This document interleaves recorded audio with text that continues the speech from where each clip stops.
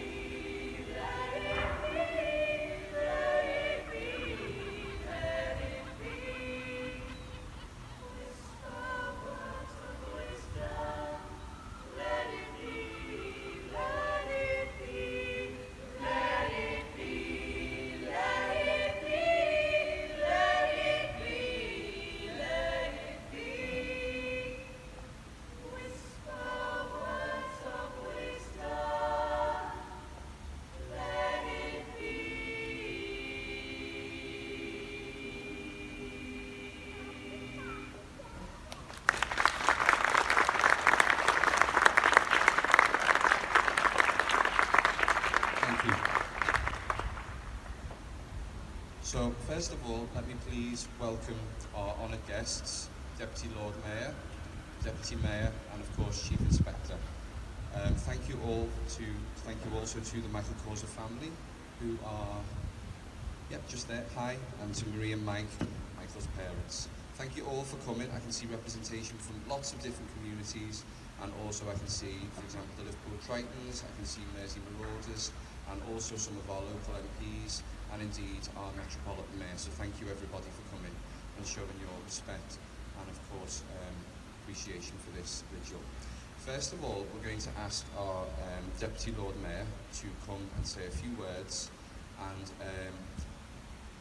always we've had support from the Office of the Lord Mayor as a charity, and it's something that we do appreciate because it shows again publicly that Liverpool does stand in unity with regards to Michael and of course LGBT community. So first of all, can I ask Deputy Lord Mayor to come to the mic and just say a few words. Thank you.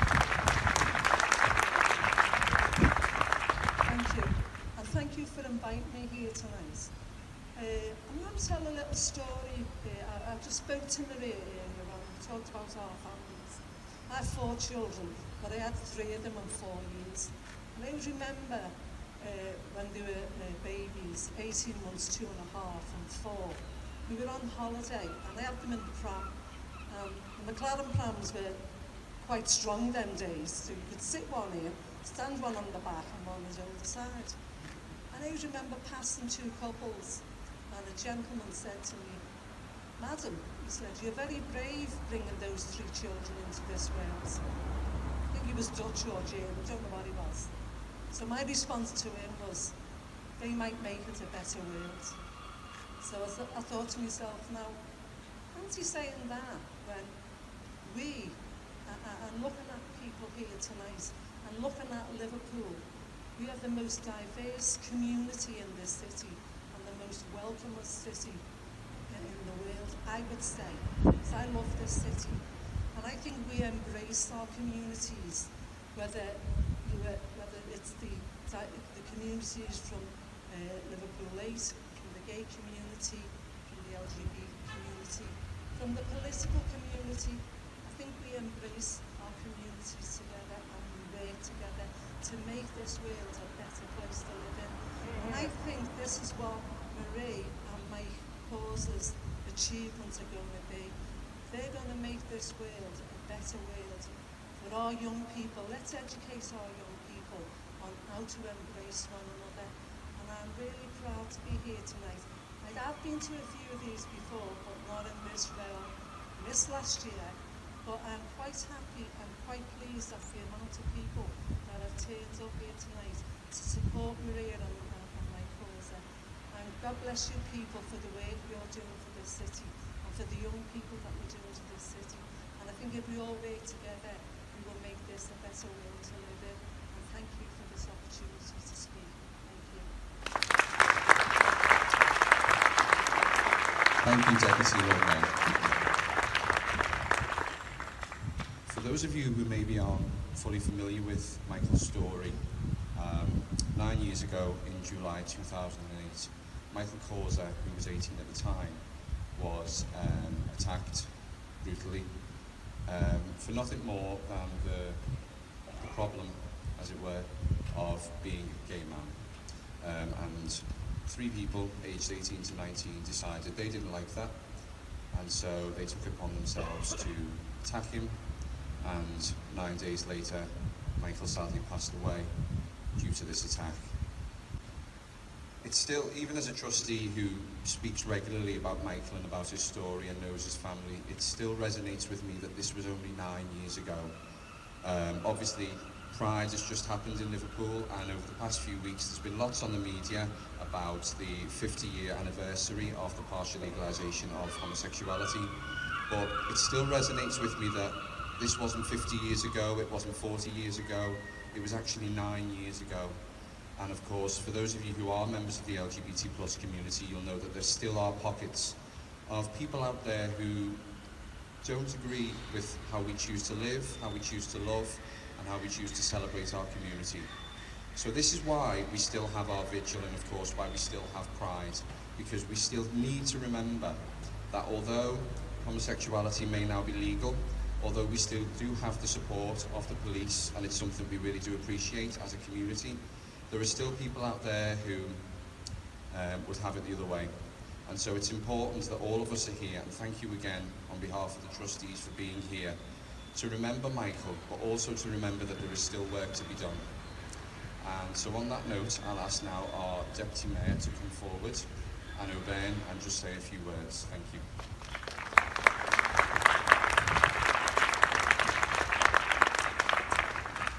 Good evening, everyone. I'm incredibly proud to stand here today representing the support and commitment of the City of Liverpool to this vigil and to the work of the Michael Cllr Foundation. The shock and horror of losing Michael affected everyone in this city, as evidenced by so many of you being here today. The vicious and unprovoked homophobic violence that took Michael from us, from his family and loved ones, a crime so horrendous that as a parent I struggle to comprehend it. It felt like in 2008, something like this shouldn't happen. It couldn't happen. How could an individual living their life true to themselves, as a result of that, lose their lives? But as we so often have to be reminded to this day, LGBT plus people still live compromised lives. That there are 72 countries still with legal restrictions of LGBT plus people as is a crime and a stain on our shared humanity. Across the world, LGBT plus communities are targets for violence. The heartbreaking tragedy of the Pulse nightclub in Orlando is a stark reminder of that. Love isn't illegal, but living free and openly isn't just about laws and regulations, it's about attitudes and acceptance. This year marks the 50th anniversary of the partial decriminalisation of homosexuality in this country. But 50 years later, there are still battles to be won, lives made better, more loving and more open. Every day in this country, LGBT plus people, their families and their loved ones are subject to abuse, being attacked and at risk of losing their lives. Everywhere, the flames of fear and division are fanned by dictators, by pound shop demagogues, by the bitter wielders of poison pens, either on social media or through old-fashioned print. For the rights of LGBT plus people everywhere, we remain vigilant and ready to stand up and be counted. Pride is a celebration, but it's also a protest against that hate, against that fear, against those that would see us, our friends, our loved ones, our families, shamed and blamed by merely being what they want to be and being in love. This vigil, in memory of Michael, commits us to that protest, to the Come Out of the Shadows campaign, where we light up our buildings in rainbow colours, where we are public and visible in support of our LGBT plus community. It commits us to working towards a society and a culture free from intolerance, open to diversity and stronger for it. It commits us to remember those who sacrificed too much, who lost all they had in that fight and in that protest. Everyone here is part of that remembrance, that celebration of Michael's life, and we are here to remember that the job is not yet done. Liverpool is a city like no other, and we are committed to this like no one else. Thank you. Thank you very much.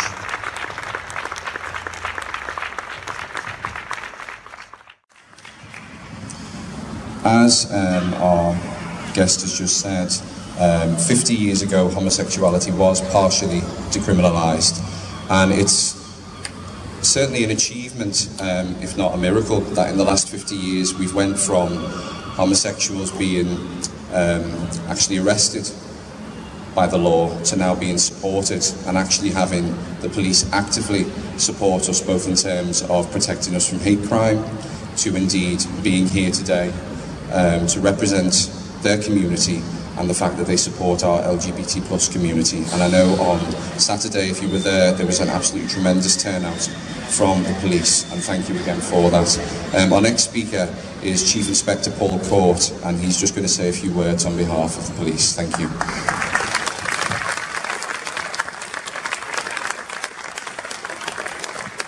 Thank you very much, and thank you for the opportunity to say a few words. The Michael Cllr Foundation is here to support vulnerable young people, and last year the Chief Constable, in his first year in the role, made commitments to the LGBT community, and I thought it was probably poignant today really to update you to say this is what we've done, and those words that the Chief Constable said last year mean something to our organisation, and this is what it looks like for the LGBT community. For those of you who were on Pride at Liverpool on Saturday, you hopefully will have noticed the size of the police contingent, which was formed of police officers, police staff, volunteers and cadets. And we had around about 200 people, which is significant. It's the biggest contingent we've put out. And that's a clear demonstration of our support to the LGBT community.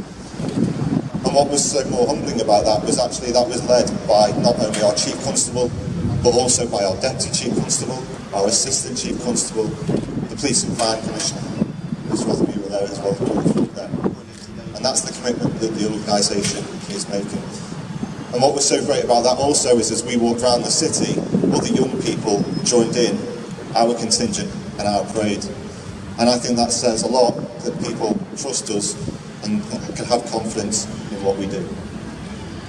As well as that, Assistant Chief Constable Julie Cook, who's a Merseyside officer, applied for and was selected to be the National LGBT Policing Lead, which is fantastic. Not only because Julie's a fantastic senior officer, but also a great person as well, who is without question going to bring a dynamic approach to that, and really will give that local Merseyside feel to what is a national portfolio. We've also created a trans advisory group, which we've created to make sure that the service that we give to the community is tailored and it's what's required. And we're involving people in delivering that. So in the last 12 months, we've made significant advancements. And we talk about the criminalisation of homosexuality. Policing today is in a completely different place. And I just want to finish with a message about hate crime and the importance of reporting it. And you will expect me as a police officer to stand before you and to say to report it and you can have confidence. But the message I give you tonight is one with two hats on.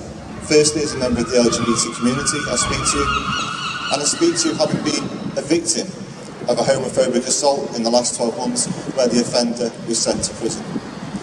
And what I can tell you is that the service that I received from the police was remarkable. It was second to none. And it made me proud to be a part of Merseyside Police. They were sensitive, they were compassionate, they were discreet, and they did everything that they should have done to help me in that circumstance. But not just them, the CPS were also fantastic. And so if there's one message that I'd like you to take back to people today, it's that you can have confidence in reporting hate crime to the police. Because when it happens to you, you have thousands of officers stood by your side ready to help you. So please do report it and give people, the young people, the confidence that they can come forward when it happens. Thank you.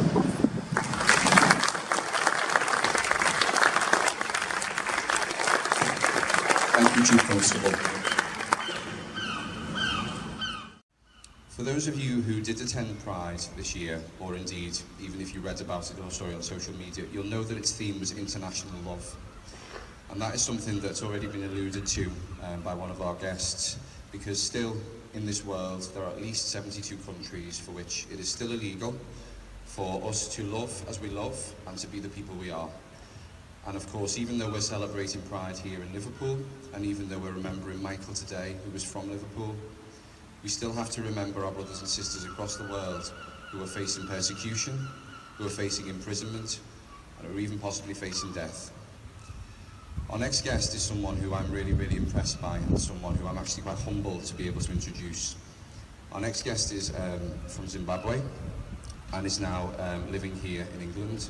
And she is someone who has experienced in her own life persecution for the pure reason that she is a part of the LGBT plus community. So please could you welcome Agatha Zimbabwe, please. Thank you, Agatha. Hi everyone, my name is Agatha and I'm going to recite a short poem called 2016 Turning Point. You came and you gave me hope, just like every new year you revealed yourself. I showed you who I was and my capabilities. 2016, you came with ego and pride. You wanted to be the boss. You hated me. I tried working with you, showing you old tricks, yearning to learn new tricks from you. 2016, you never wanted to be tamed. You took my world, you took my life. You shook me hard and you left me dizzy. Stripped me of my independence, my human rights, my beliefs. And you made me forget who I was. You made me lose myself. You had me feeding off your hands like a baby who depends on breast milk. 2016, you destroyed me. I hated you for all the challenges you gave me, for leaving me in a deep, dark hole to fend for myself. How could you? How did you? Why did you? You made me flee for protection, free for freedom. You stripped me naked and dumped me in a foreign place. What did I ever do to you? Like a baby, I started crawling. I had to learn to walk again. I stumbled and I fell a few times, but I got up.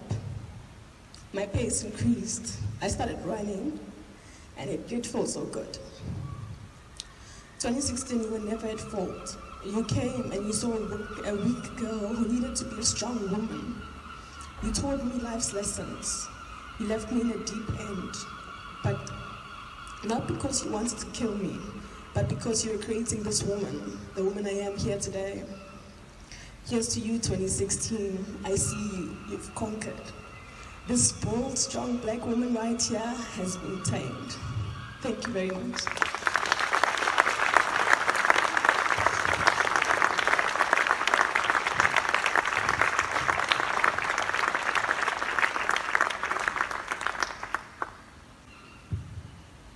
I think it is important, and you know, obviously we as trustees, we talk about the vigil, and obviously we remind ourselves of why we have the vigil.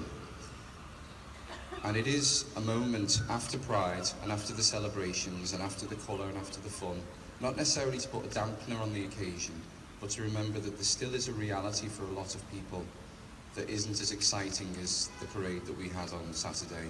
It isn't as fun as the enjoyment we had on Saturday, or even that we will have when we go back to our homes. There is still a lot of work to be done both in Liverpool and of course in the nations across the world that still persecute homosexuals. Our last speaker is someone who I know very well and I'm very, very proud to introduce, and is a fellow trustee of the Michael Cllr Foundation with myself, and I know this person will do a better job of introducing themselves than me, so please welcome Ben Hodge.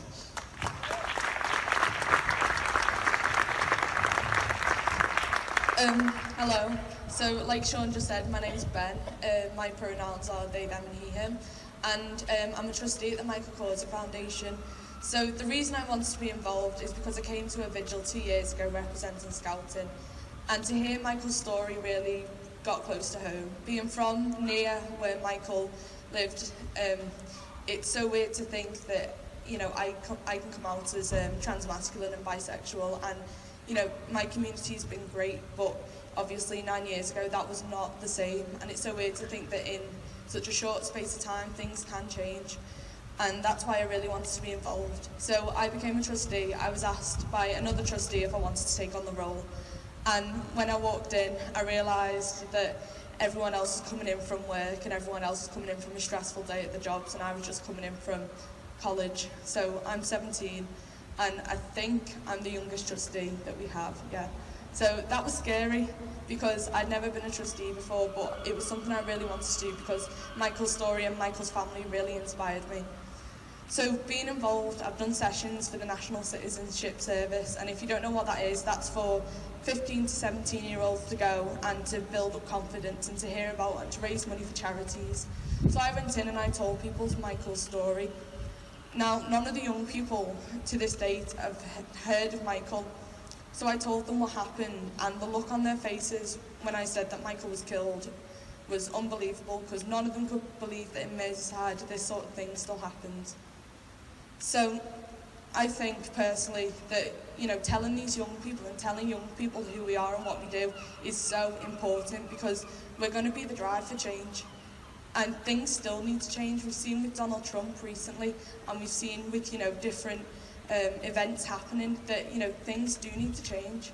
And that, you know, if we get young people together and if we get young people to take our message through to adulthood, we can create a more accepting and tolerant environment, and we can make sure young people know that it's okay to be LGBT, and especially in Liverpool, you know, we've seen that from the police that we do have that support, and that's amazing to see. You know, I know from young people I know, I do hear negative things about the police, but being here, I know that young people going forward know that you're here to support us. So I kind of want to ask you to do something after today. I want you to go home. I want you to speak to young people and tell them about us, and I want you to speak to young people and tell them that it's okay to be who they are. You know, for my parents' generation, it was a lot harder to be who they are and to accept me, but in the next generations, hopefully things like this won't happen again. And I just want to say thank you to the foundation for being a great support for me, and just thank you all for being here and supporting. So, thank you. Thanks, Ben. Cheers.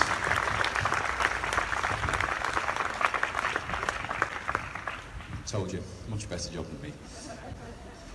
Just before our choir help us to conclude the vigil, this is obviously a vigil, and it is primarily to remember Michael, and not just to remember him as of what happened, but all the things that have happened since Michael passed away. The foundation that was established in his name by his family, and of course, even the testimonies we've heard now of people being inspired, people being educated. You can see this is one of our primary aims. And of course, people being able to look forward as well as backwards on some of the things that have happened. So Michael's name really is still a prominent part of our community and will remain as such for a long time. Next year is going to be 10 years, and it's going to be the 10th vigil in Michael's memory. And so please, already, 12 months in advance, let me book you for the 2nd of August 2018. Please come. Please, if you don't already, follow us on Twitter at @MichaelCllr_FM. We have a website with lots of information on how you can contact us, support us, become a donor, or just become someone that takes part in our regular activities and keeps up to date. So please do use social media. It's a powerful tool and something that we wish we can stay in touch with you over the next 12 months. Before our choir come forward, I'd just like to ask us just to take a moment of silence. I know we're in a public place, but that was on purpose. Just to reflect on Michael, on the victories that our community's had, and just the appreciation we have for a member of our community who's inspired us in such a way that we're all here tonight. So if we just take a moment, please.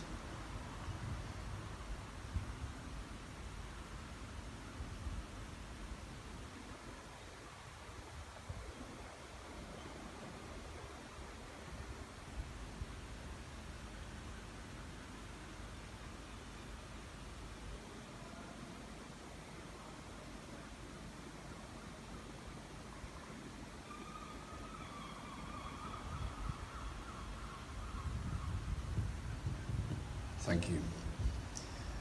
So, first of all, thank you to our guests for coming and speaking. Your words have meant a lot and your presence has meant more, so thank you very much on behalf of the Michael Cllr Foundation. Thank you very much for everyone here who's come, for the different organisations who we can see represented, and for all the individuals who have been touched by Michael's story on a personal level. On behalf of the trustees, we particularly thank Michael's family and Marie and Mike, his parents. Thank you again for all that you do, and for allowing us to share Michael's story with our community and use his story and his name to hopefully bring in improvements to our LGBT community and to our wider community in Liverpool. So thank you very much. Please welcome our LGBT choir.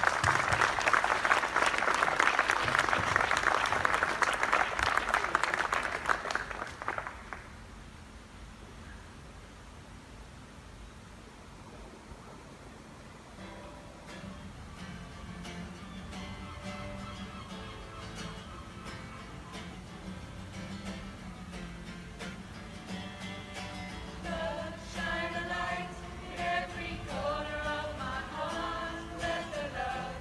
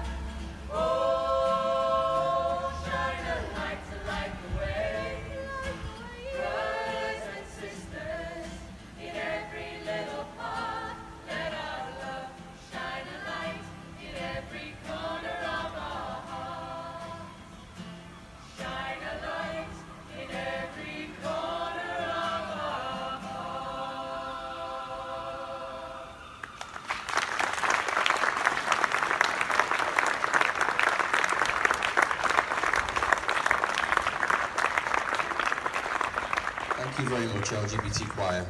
And again, once more, just before we go our separate ways, thank you very much for coming. Thank you for showing us all your support. Thank you for your support for the Michael Cllr family. And please be safe as you go home, and please do keep in touch with us on social media. Please tweet us, please use the hashtag I'm Michael's Mate, and please keep in touch throughout the next 12 months. And hopefully we'll see you in 2018 for the 10-year vigil. Thank you, good night.